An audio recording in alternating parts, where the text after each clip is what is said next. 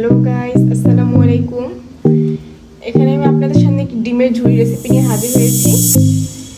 এখানে 1.5 কাপ পরিমাণ পেঁয়াজ কুচি এবং 3 টেবিল চামচ পরিমাণ মরিচ কুচি এবং 3টি ডিম নিয়েছি। আর এখানে 3 টেবিল চামচ পরিমাণ তেল দিয়ে দেব। দেখতে পাচ্ছেন, তেলটা গরম হওয়া পর্যন্ত আমরা ওয়েট করব।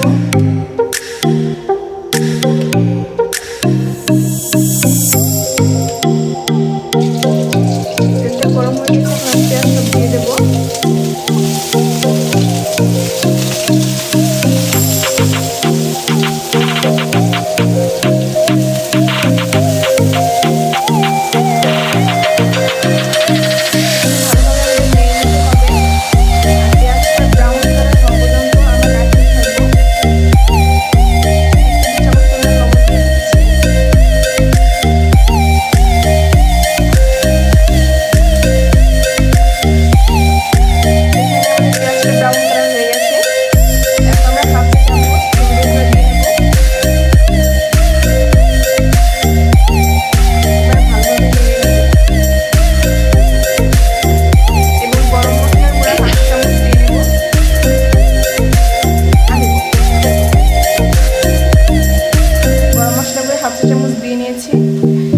আপনারা চাইলে কাঁচামরিচের পরিবর্তে শুকনো মরিচের গুঁড়ো দিতে পারেন।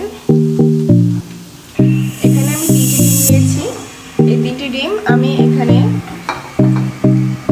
দিয়ে দেব।